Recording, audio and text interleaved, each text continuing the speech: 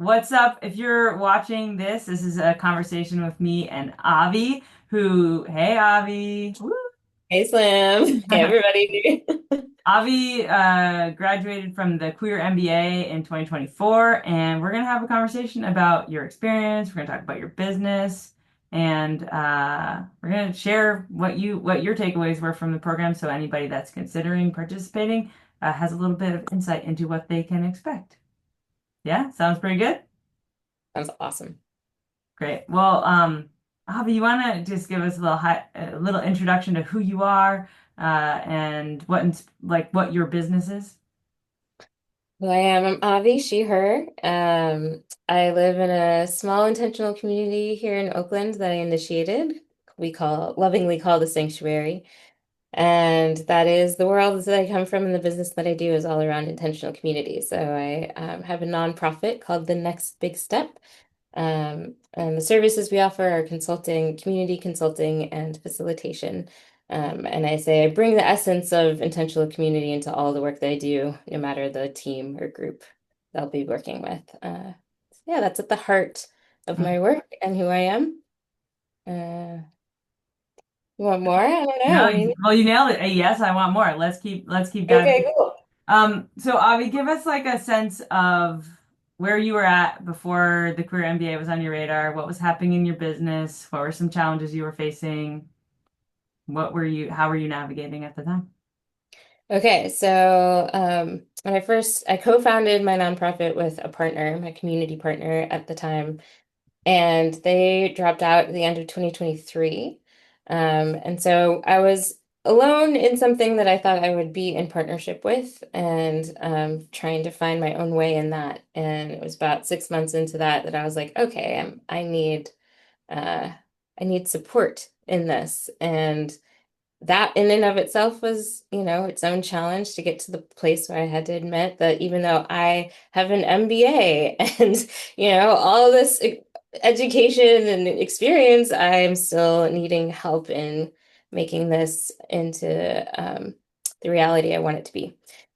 So Income Slam, we had a disco call, as it was called at the time, and yeah, I was like, there's something about Sam, you said something about like the more that you invest in yourself in the business, like it'll come back tenfold.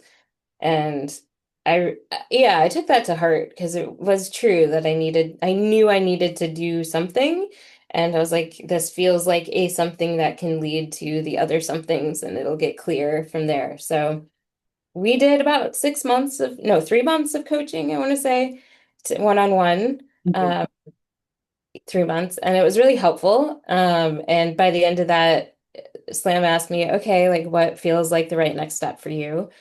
And one-on-one didn't feel right, but not doing anything didn't feel right either. And lo and behold, here was the Grohort that was going to get started. I was like, yeah, that feels so nourishing to consider being in community in trying to navigate this solopreneurship.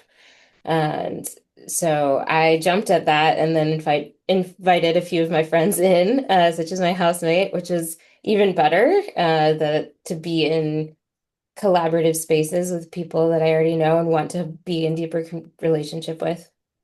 And so yeah, so it was that. It was like knowing I needed support, knowing I didn't need it to be like it didn't have to be focused, like one-on-one kind of support, but being held in a container felt really important. Um, yeah. Yeah, beautiful. And for those of us watching, Avi joined a grow horde, which is a part of the Queer MBA. I love you, Avi. You know this. I love naming things, so it was just like a fun. And you brought some really amazing people into your grow horde, which was such a cool way to have the support. And you and your roommate you both like energize off each other in such a beautiful way, and it's supported the rest of the group. It's really cool to see that because you all had you could check in on each other very regularly. And you still do, yeah? I was gonna say, yeah, and it continues. In fact, that we had after we ended, there was a few months where she and I weren't intentionally talking about our businesses together. Not that we wouldn't, but it wasn't like a specific time set, and therefore it doesn't always happen. And then she was like, I'm really missing the support of the Growhort, and specifically of your support through that.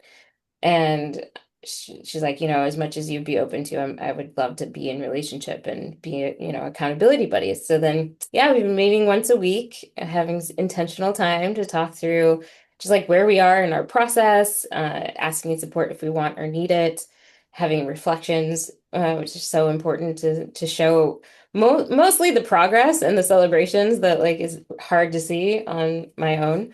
Um, and Y'all so celebrate a lot more together, yeah. Totally. And Yeah, she was like, we're gonna have a celebration book, and so we're gonna write down our celebrations. Like that's how important it is. beautiful. So yeah.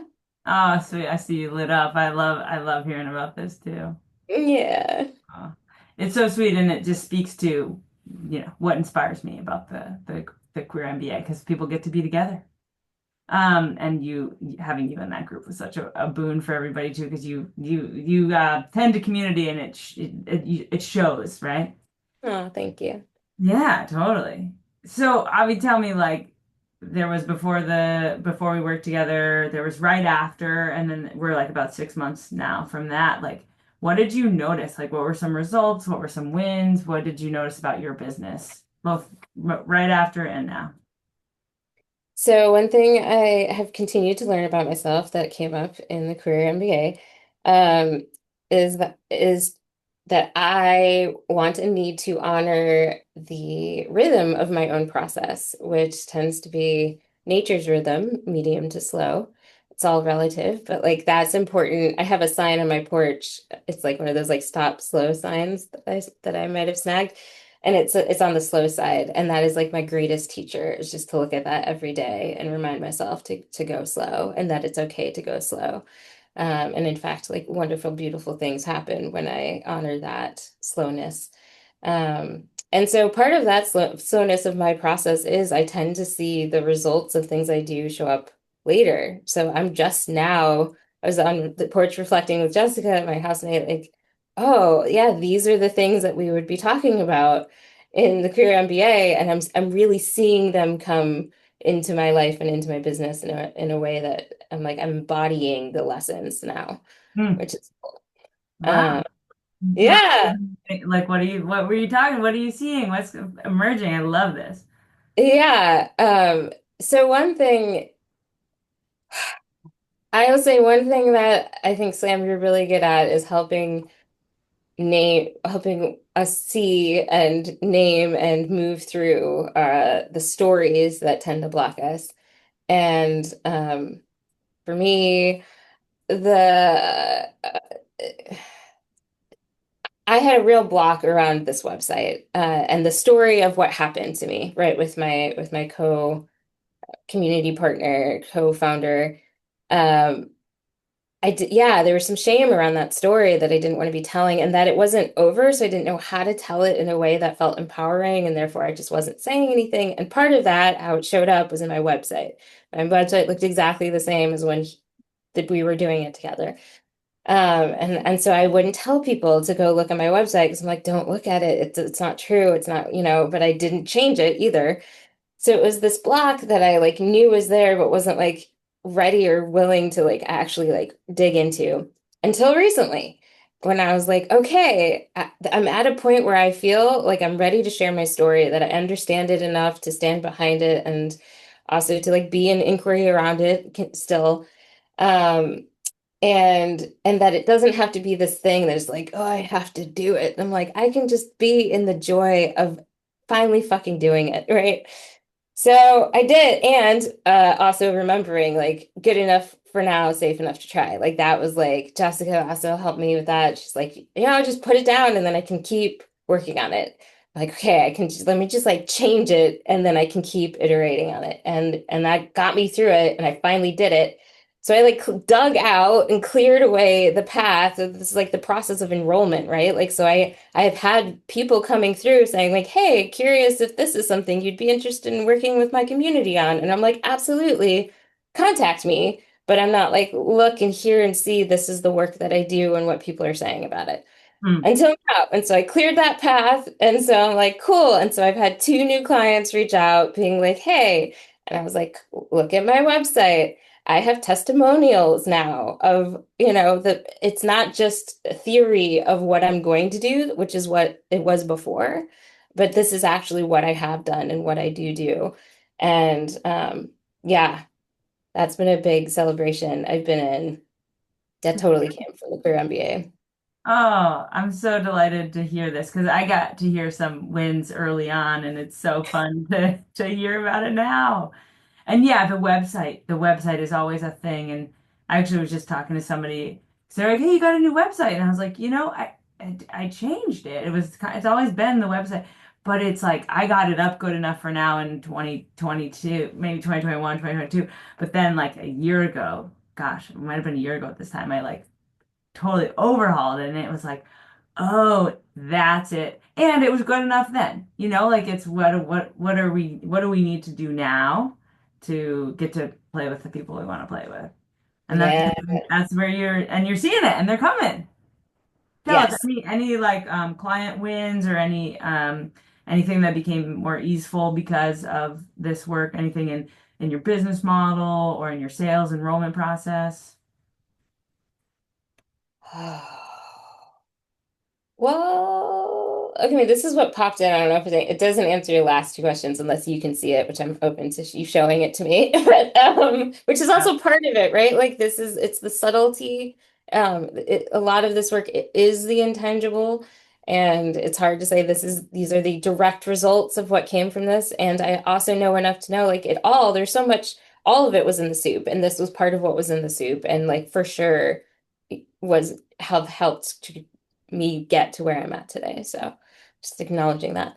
Hmm. Um, this is what came up. So I was working with a client at the time of our Growhort. I'm gonna keep calling it Growhort. So that's what I loved that name. Yeah. Um, and and I talked a lot about my stroke, which is mainly around the stories and the insecurities around like, am I good enough for that? Like, will I actually be willing or able to succeed with them? Am I able to name the success in a way that I can actually succeed with them?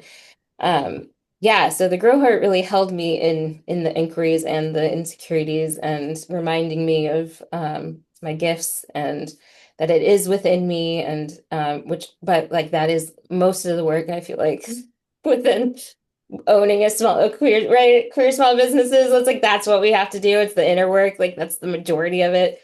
So yeah, I was in that. And so my win with this community is like, yeah, they were with me. I went there in person. So I worked with them on Zoom for a few months and went there in person. And I shared the story at the beginning because I was told like they have this expectation of how it's going to be. Like we're going to sit, we're going to talk about our problems. Like Mhm.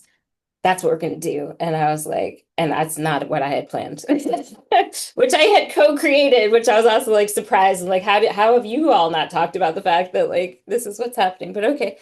Um, but I appreciated having the cue. I was like, I do need to speak to this. I need to set the clear expectations. Um, and so I told him at the beginning, I was like, listen, I know that some of you are thinking this is what's going to happen. And that is not my approach, and here's why. And I told a story about how I'd experienced it in a different community with the consultant who had done a truth-telling process and they weren't ready for it, and the harm that was caused along the way. And I was like, I'm here to help build the muscles for the whole system to be able to strong enough to be able to withstand any kind of possible solution that's needed, such as a truth-telling process. But we're not doing that today. What we're doing is focusing on building trust and connection. That's what we're doing. And they were with me. They were like, okay, yeah. And so like we did our stuff throughout the day. And at the end of the day, I always ask for like reflections, appreciations, takeaways, what's alive for you now.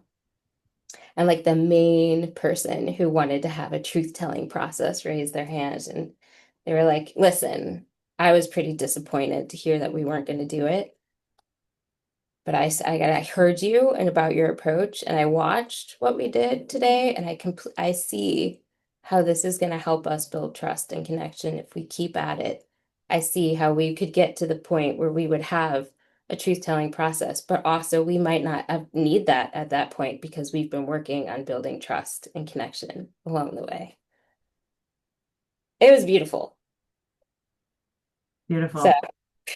Beautiful. Yeah, and I see you light up and I know how much you care about your communities being able to connect and build trust and I see the connection too, right? The five sections, you create something that solves a problem for people that you care about in a way that that they want or need in a way that satisfies their customer. Okay, I'm gonna start over. I see the connection.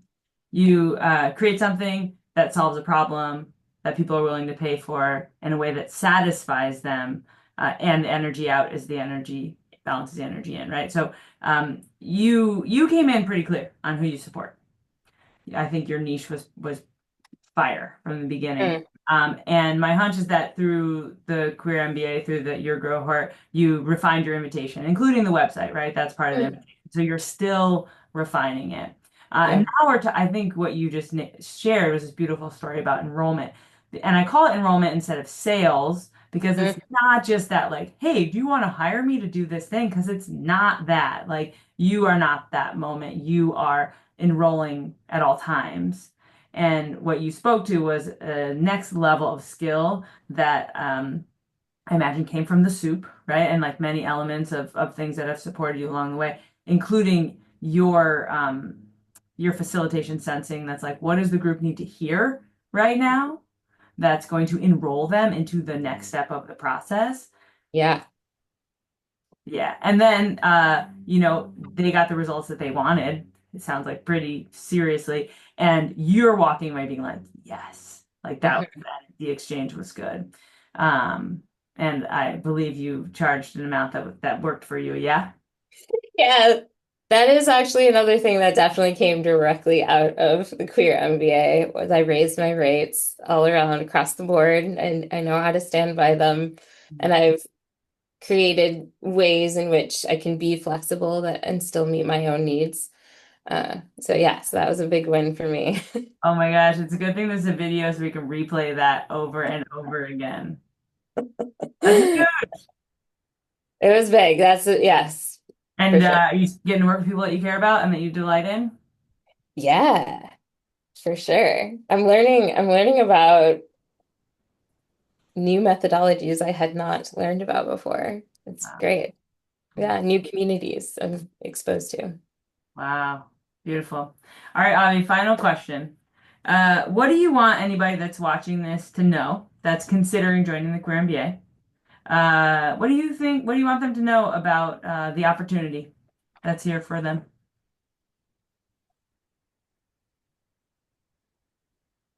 I want people to know that they don't have to do this work alone.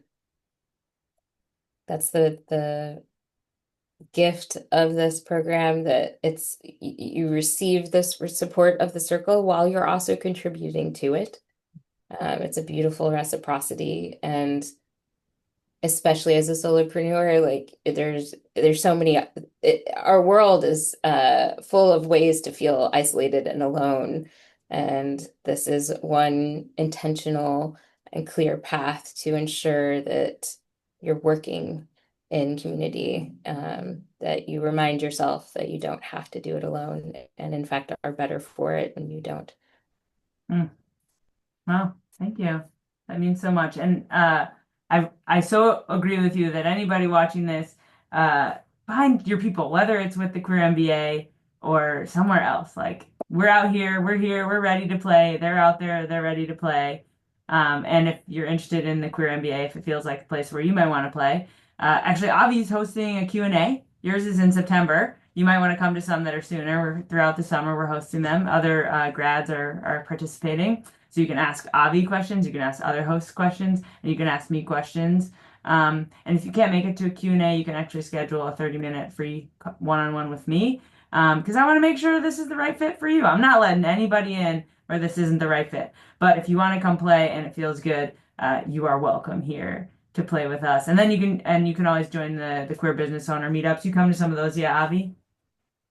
I do, yeah. Occasionally. Yeah, sometimes even in 3D. So there's candy here for you if you want it. And thank you for watching and hanging out with me and Avi. What a delight for my day. And thank you so much, Avi, for contributing to fellow queer business owners out there who don't want to be doing this alone either. Yeah. I mean, same to you. Thank you, Slam. Appreciate your work. You know, it's my jam. I have a good time. All right, everybody, reach out and we will talk to you soon.